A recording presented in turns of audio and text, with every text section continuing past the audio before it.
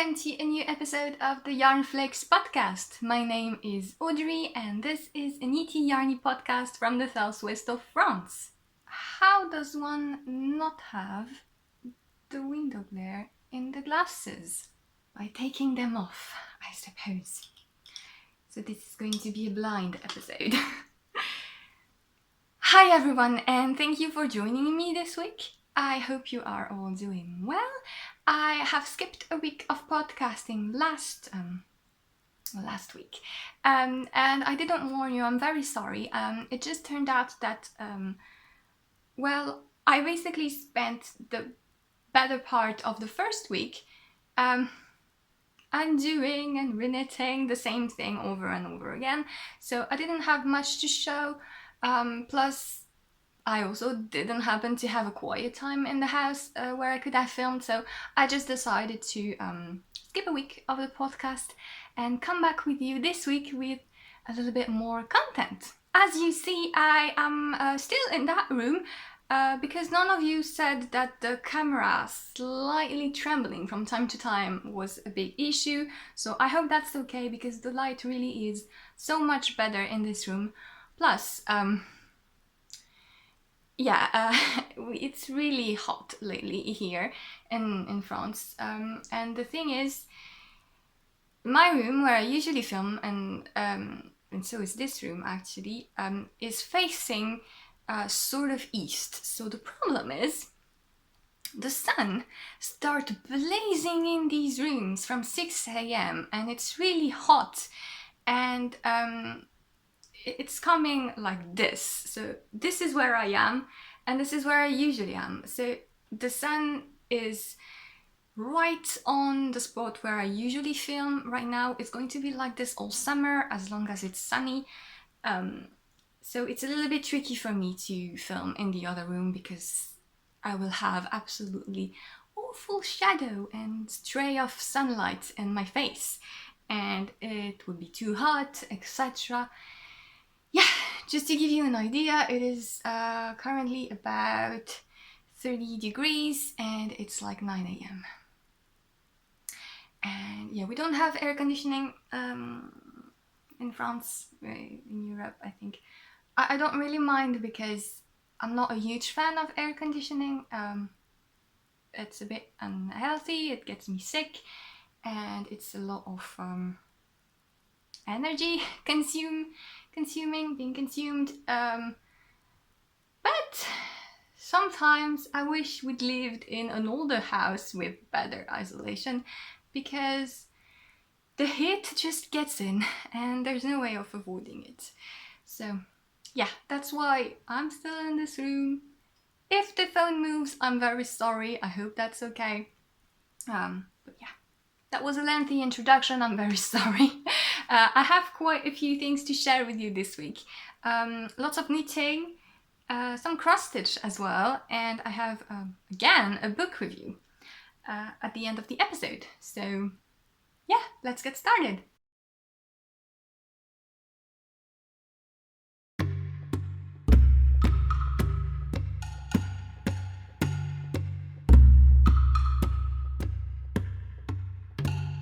I'm gonna make things in a little bit of a strange order this week. I'm starting with works in progress, and I will obviously again share with you my Green Gables shawl, which is a circle lace shawl that I'm knitting just because I decided I wanted to knit lace shawls. And so yes, so obviously with about 600 stitches on the needles now, you're not actually seeing much progress from one week to another, but still you can kind of see that some new leaves are starting to appear here and here. This is my lifeline, which I definitely need to move soon before I make a mistake. And yeah, still loving it, still can't wait to take it off these needles and see how it looks. So this is the Green Gables shawl by Annelies Maegard. I am knitting it out of drops lace, which is an alpaca silk blend, which I really like for lacy shawls. Yeah, I still want to show it to you because I love knitting on this so much, and it's taking quite a huge chunk of my knitting time. But I don't actually have much more to say. Except that even though the pattern is really nice and clear and easy to follow, I've noticed a few little funny things, which I think are due to the fact that it's apparently a thing when you design such lace that you make the chart and then some sort of program generates the written instructions from the chart that you made, or vice versa, but apparently in that case the chart was made first. And so it happens that the written instructions sometimes are calling the same stitch two different things, and one of them in particular is incorrect. Like there's a stitch that's make 9 into 3, so basically you're knitting 3 together without taking it off the needle, yarn over, knitting 3 together, and you do that until you have made 9 new stitches into those cluttered 3. At some point the pattern says 3 into 9 instead of 9 into 3, so that, yeah, that's a bit funny. And yeah, something else is that sometimes the repeats are not correctly put out. I don't know how to, yeah, it's just, for example, you're going to have in brackets yarn over, knit 2 together times 2, and then yarn over, knit 2 together. Like, yeah, you could have done this times 3. So yeah, but it doesn't alter the comprehension that much when you look at the stitch glossary and if you want to refer to the actual chart. This is really good. It's just, yeah, I don't know if the written instructions are correct, but it's just, I don't know if they have been read or checked for such mistakes. But it's fine so far, everything is working. So I'm still very happy with the pattern. I just thought I'd mention that little element so that if you want to make it as well, you're not troubled by it. Next tip I want to share with you is my test knit that I am making for Sari Nordlund. So it's the Varma Pullover. What? Pullover. Pullover. I don't know what that was all about. Pullover. Sweater. And I am test knitted this for Sari, and it's going well. It's going a bit slowly because as much as I love Holst Supersoft, it is not the nicest thing to handle when it's really hot. So I'm knitting at this early in the morning or on days where it's not too hot, which hasn't happened in a week. So yeah, I still managed to finish the back. So this is a 3-color version. The pullover will come with 2 versions, one that has 3 colors, one that is unicolor. And so I'm making the 3 colors version first because I really like the unicolor version as well. But yeah, so this is the back. You provisionally cast on everything like I told you last time, and I have switched to my 2nd color and I have done the armhole shaping. Where is it? Here. Armhole shaping and some neck and shoulder shaping as well. There are no short rows. It's just well, you don't. Yeah, it's just binding off at a certain angle. So yes, the back is done, and I have started making the front middle panel. So not only is everything flat, the front is divided in 3. So that's gonna be a lot of seaming, and I hope it's gonna be okay with Holst Supersoft to do. I'm gonna have to be a little bit careful, even though I actually never had, well, it broke on me once in another project, but I really pulled it like an idiot. So I think it's going to be okay. Let me try to show you the right side. Yeah, I started making the middle panel, and so can't see much. It's a loose gauge for Holst Supersoft. Like I said last time, this is 21 stitches. Well, this is the patterning, but in stockinette, it's 21 stitches per 10 centimeters, aka 4 inches. So it's quite loose and airy gauge for such a yarn, but it will bloom when I wash it. And this is the beginning of the patterning in the middle. and it's these twisted stitches on a reverse stockinette background. And yeah, there's only a chart, unless I didn't see the written instructions, but I looked and I didn't see them, so it's only a chart, but that's okay. It's a fairly comprehensive chart, and it's it's easy to read where you are and what you need to do in the pattern. So yeah, this is going to be my middle panel.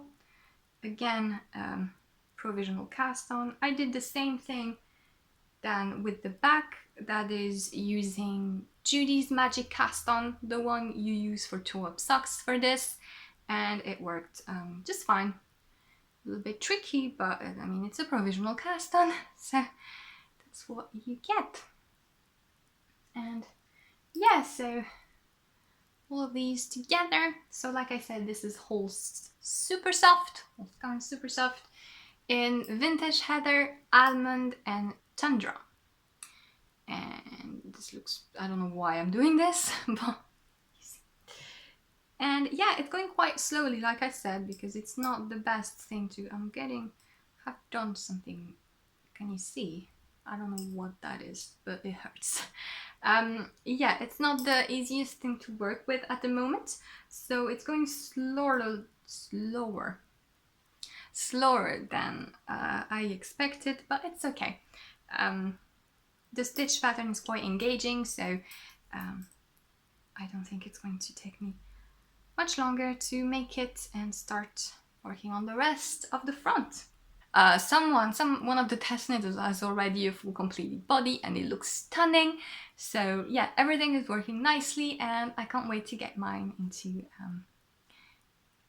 faster motion, so to say. So I was working on this, which is a new design, so my first garment design, and I was a bit, yeah, I'll talk about this in a minute, but in the end it left me quite stressed out, and I think it kind of hurt my articulations. You know, I have quite weak joints, and yeah, I started feeling by the end of this project, I started feeling that my wrist and thumb were a bit starting to be a little unpleased with myself. So I decided to take it a little bit easy. I didn't knit for a day, and then I wanted to, I don't know, I kind of felt like starting something simple and new and something cheerful, because I was a bit stressed out and bummed for other reasons. I'm fine. But yeah, it's I don't know, I kind of felt like doing just a pair of socks. You know, I haven't done a simple pair of socks in a while, and that's not true. I mean, for me, I haven't done a simple pair of socks for me in a pretty yarn for a while. So yeah, I just felt like starting something new, and I picked up this thing. I realized after the fact that it's totally rainbow, and that probably was sort of inspired by the Pride Month, and that it kind of got to me and kind of in my unconscious, subconscious. No, that's not subconscious. I don't know. I know the French terms, I don't know the English ones, but you know what I mean. And yeah, this is just some yarn I dyed myself a while ago, and basically half of the skein was grey and the other half was a rainbow. And so I just picked this up and started knitting a sock, and this is what I have so far. So it's just my regular vanilla sock. Nothing super exciting, but you know, I've made a 2x2 rib. I don't know what's up with my cast on, it's quite tight. I guess I was still a bit stressed and I was casting on like a maniac. But yeah, and I kind of find it really funny how it knits up, because it's micro striping obviously, but it's sort of pulling at the same time, because you see the different colors are stacking up. So here you have the yellow and the blue and the red, and here you have the orange and the green and the purple. And yeah, it's quite funny because it mirrors from one side to another. So yeah, I still think it's quite funny. I don't mind pulling in general, and I just I find it really fun to work with. And yeah, I've done a purl row just below the rib because I like to do that from time to time. And yeah, I'm going to make a heel flap and gusset, and yeah, just easy mindless knitting from when I have the head like this, with my design work and other things.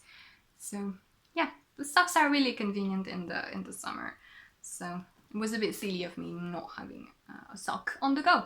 I kind of zoom through that knitting part, but I have a finished object, and it's the design in question. So this is the Tolosa sweater. I'm going to get up to show you. Yeah, so I'm wearing it over a dress because I don't know, I felt quite preppy and autumny today. But yeah, here is the design. So can you see the stitch detail? Yes, you can. Yeah, this is what it looks like. I'm just showing it to you like this, and I will talk about it more in detail when it will actually be released. I'm standing weirdly. There we go. So yeah, I have the collar on top of it, but it's a simple twisted rib neckline, raglan with these cables on the sides and on the hem. So yeah, it is currently being test knitted. There are still rooms for the largest size. Yeah, I still need test knitters for size 145 centimeter bust circumference, that is 57 inches.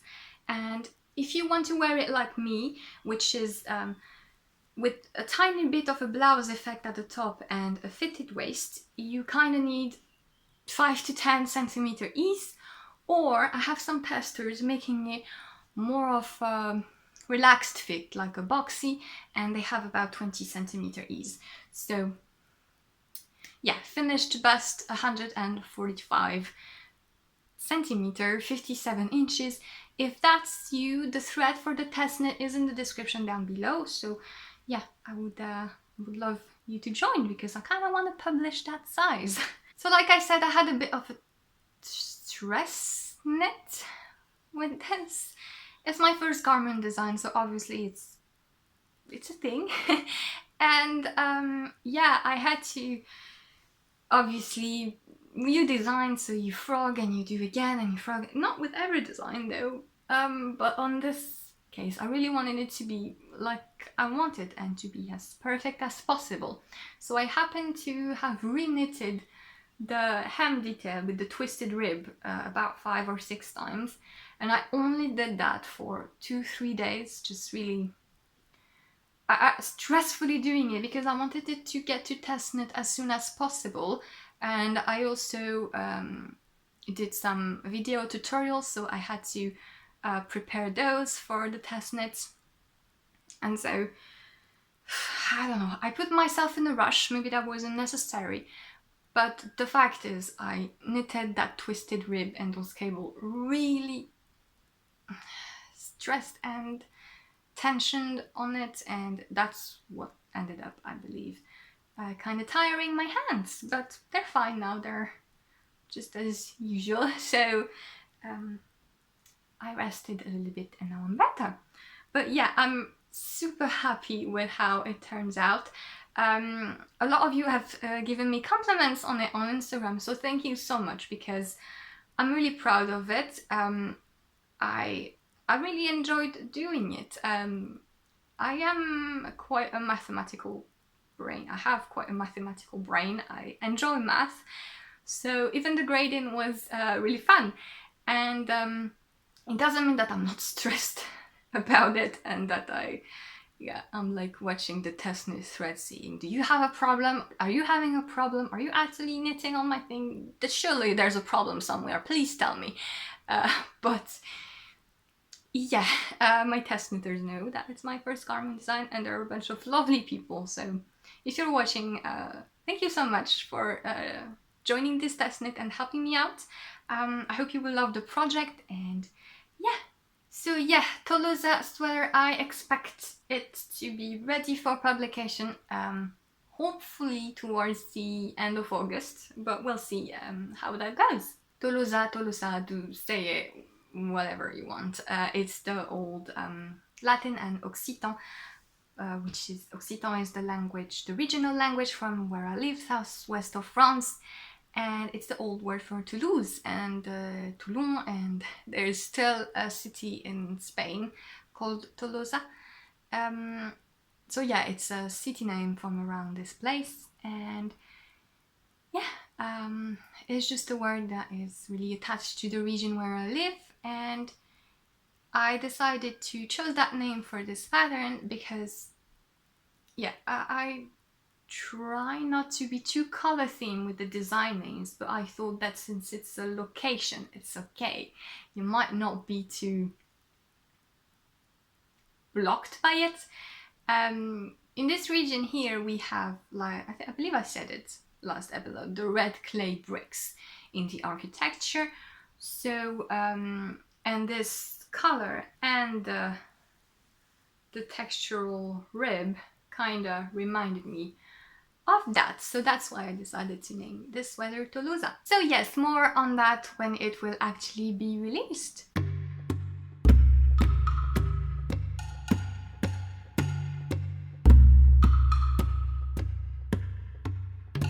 So I took advantage of my slight wrist pain and the very, very long light in the evening to continue my cross stitch.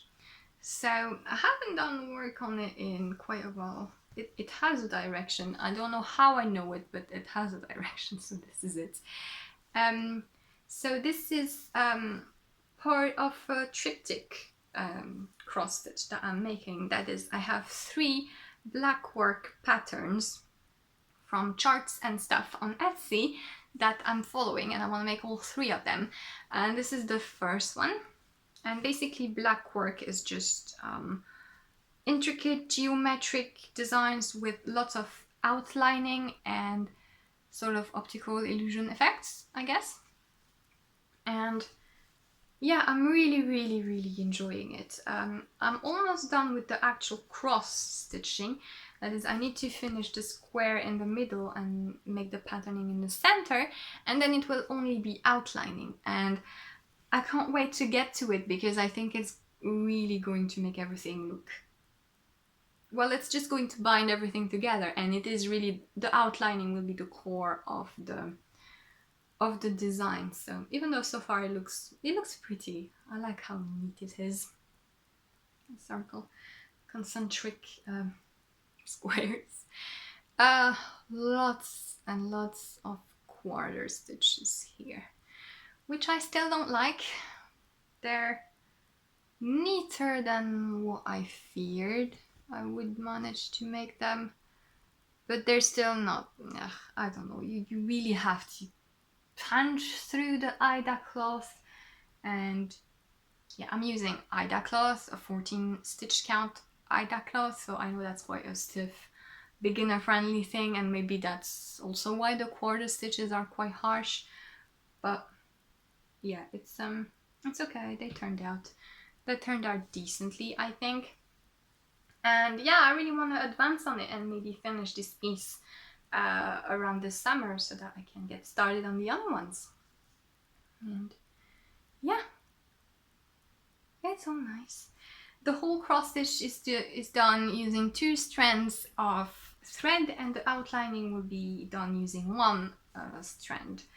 In the pattern, she has done all of this, so the main cross stitch in a blue color, and she has done the outlining in a darker color, maybe black. I just wanted to do everything in black, and I hope that I'm not going to lose depth, not depth, you know, oh my god, deepness. Because since she has a slight shadowy effect on hers, and I'm just going to do everything in black, I hope I'm not going to lose some of the, well, that optical effect on it, of having a darker color around the cross stitch. I don't think so. I really wanted it to be just black and white, to be versatile and to be actually used as decor and as the three pieces. So yeah, it's really. It's not a neat back sort of piece because of all the quarter stitches and the spreading out of the stitches, but I'm trying to do my best.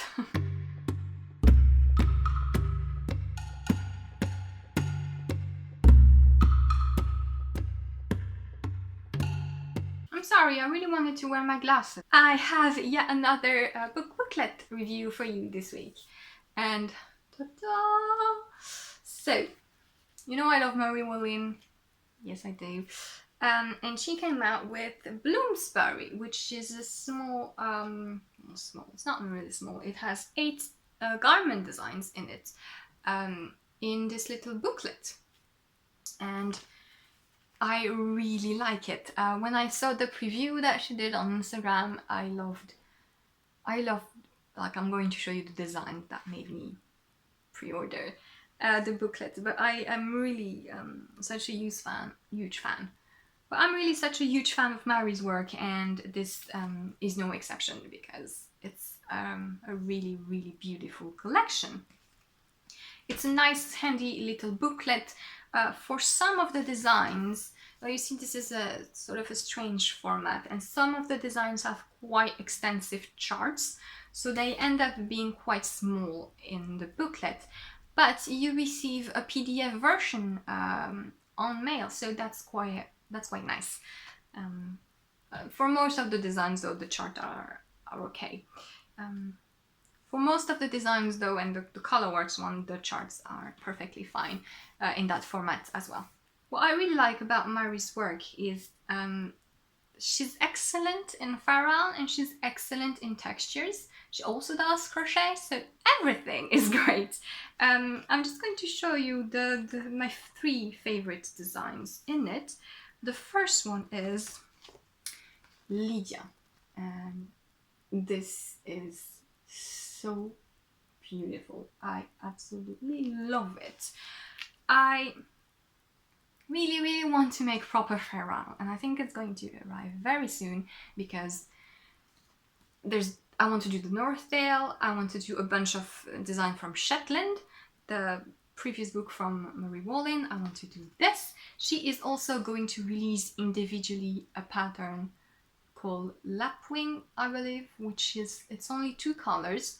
It's beautiful, so I really want to do that as well. Just want to do all the ferrule. But this is really stunning. And if you follow me on Instagram, you might have seen that I had quite the yellow dilemma. I just can't wear. It's a bit tricky yellow for me, and I try to come up with a different color scheme for this. And you know, a few of you keep telling me that my color choices are always great. No, I don't know where you get that from. I'm terrible. I have such a huge admiration for people with a great color sense, like in pictorial art, paintings, and even the people that do pixel art, you know, that do like sort of gradients and that are able to choose what color, how many greens do you need to make that tree look real, like it's a tree, like it has some depth and it's just not one plain color. This is a skill that I am really impressed with, and I have none of that. Plus my father is colorblind, so I do carry the gene, so that's, you know, that's another thing to keep in mind. Even though it's not active, you know, that might be an excuse for me for completely failing at colors. Seriously though, putting colors together and being good at it is so important in ferrule. And it makes, like, the yellow here makes perfect sense. Since I've been trying to play around, I've kind of broken down the elements of the ferrule coloring here. So you have a gradient of neutral for the background, a gradient of sort of purpley, burgundy, red colors for the motif. Top part of the motif, bottom part of the motif is sort of a gradient of greens and blue.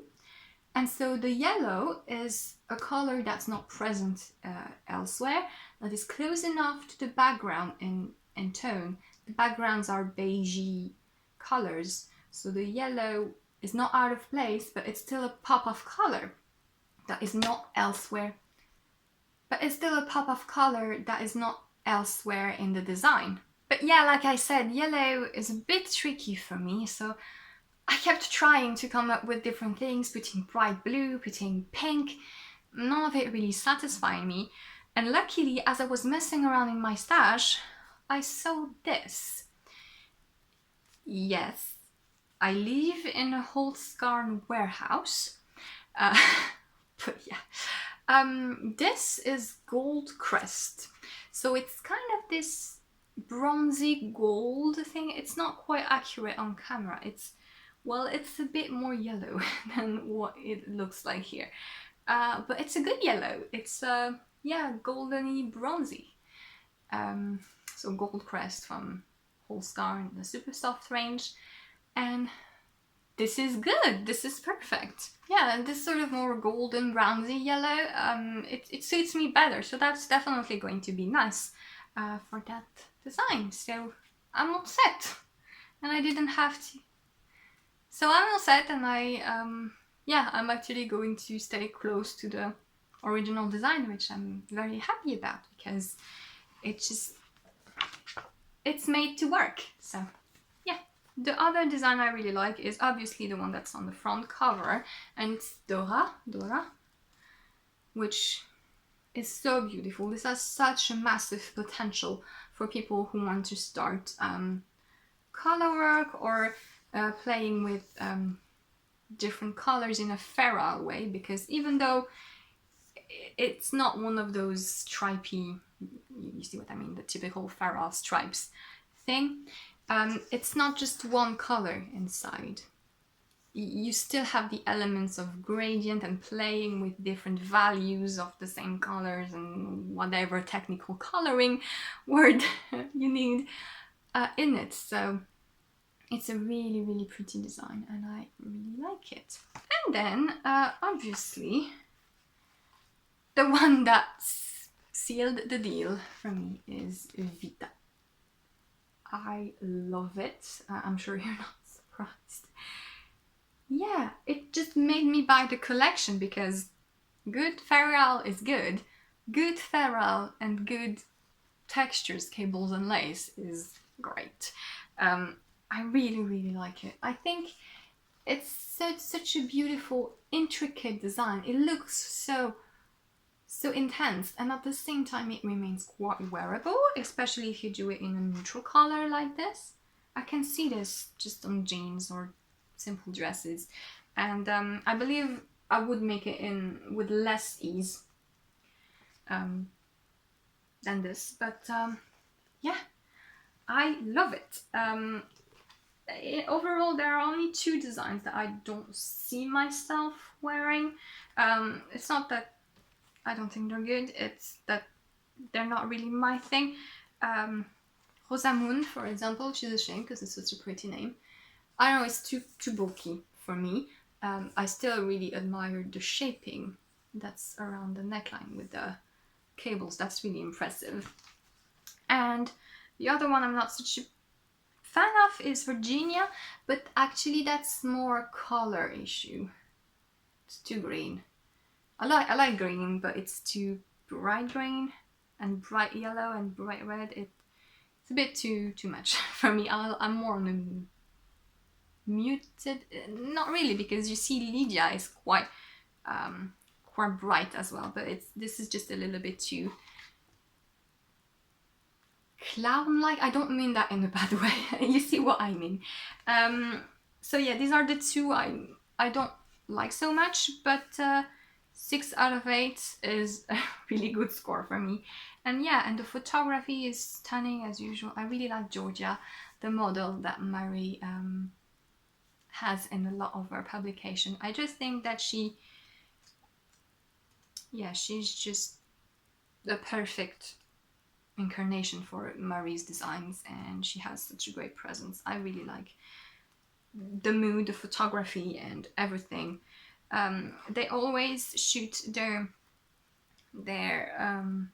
Marie always picks really nice locations to shoot her collections. This is in a really pretty cottage, and you can see it here. Yeah, really sweet. The whole collection is using Rowan felted tweed, and I would really love to try this yarn, but it's quite hard to find a retailer here in France with all the colors, and also it makes quite a pricey project, to be honest. Not that it's unreasonably expensive. I think one bowl is like 6 or 7 euros, a 50-gram bowl.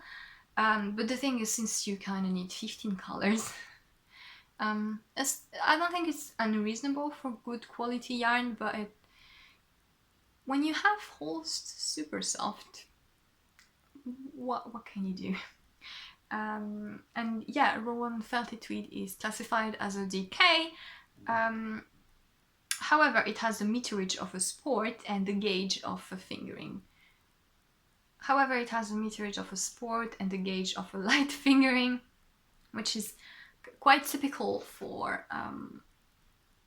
feral garments to be, or traditional English, British, Scottish, everything garments. They're quite, even Genzies, they're quite tight in gauge, like crazy tight, something like 35 stitches per 10 centimeters. Something that would make us scream when we like 22 stitches per 10 centimeters garments.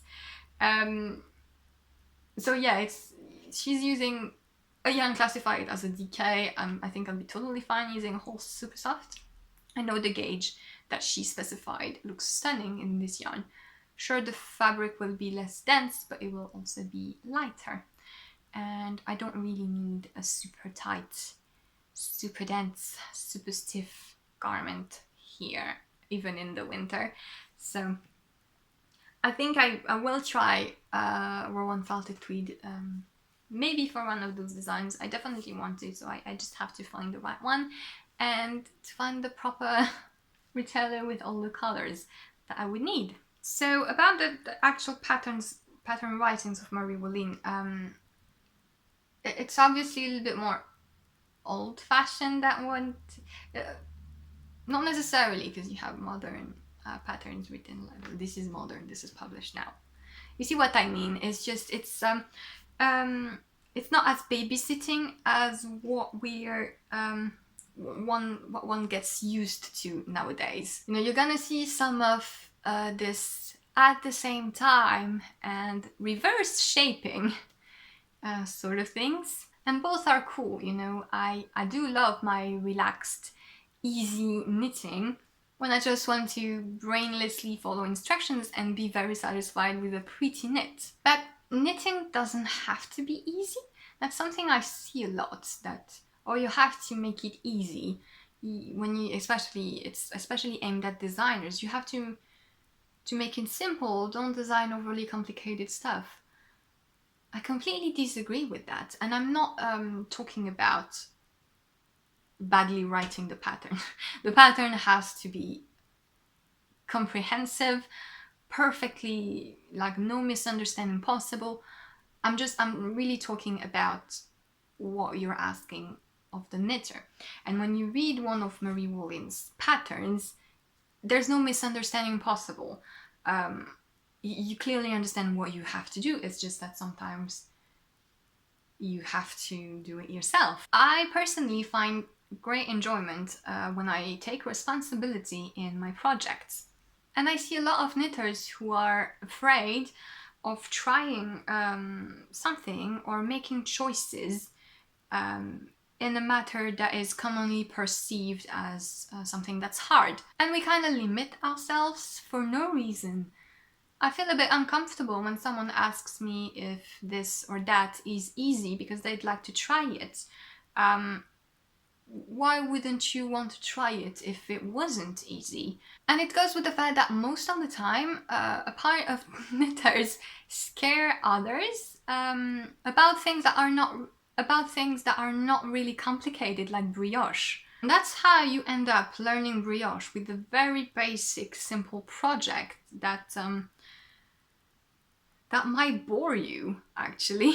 It happened to me, and I kind of regret getting into that trap, because I went into this thinking I will conquer brioche, and then it turned out being a mindless knit that I did while watching Netflix. It was the Pearl Soho brioche gal, which is absolutely lovely, and I really like the finished object, but it wasn't what I wanted to do to learn brioche, I think. And now I just really haven't done the more complex brioche projects I was really attracted to, because now I know how to do brioche, so I'm not in that learning state of mind anymore.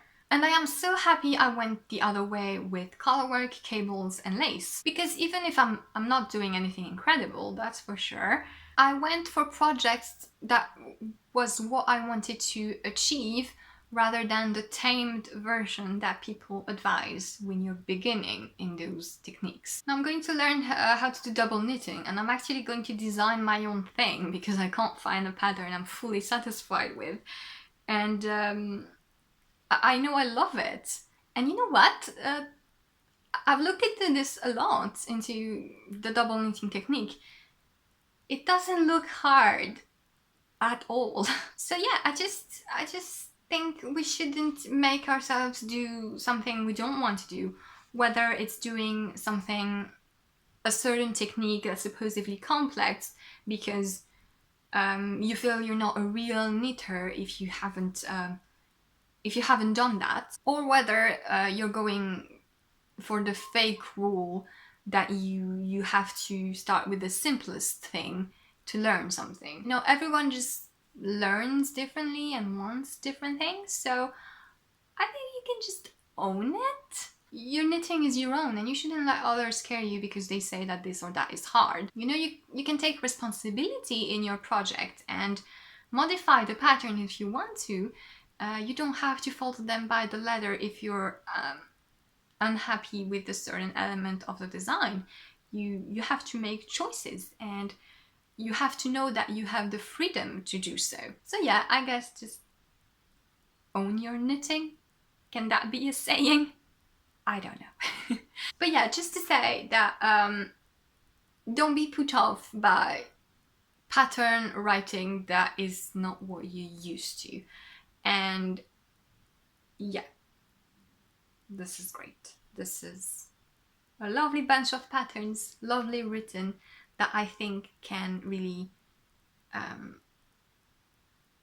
guide people towards a better responsibility in their knitting. I don't know if I made a point here or something. But yeah, that is all I wanted to chat about this week. I hope you enjoyed, and thank you so much for watching. Yeah, I'll see you next time with hopefully some progress on things. So in the meantime, have a happy day, night and week, and I will see you next time.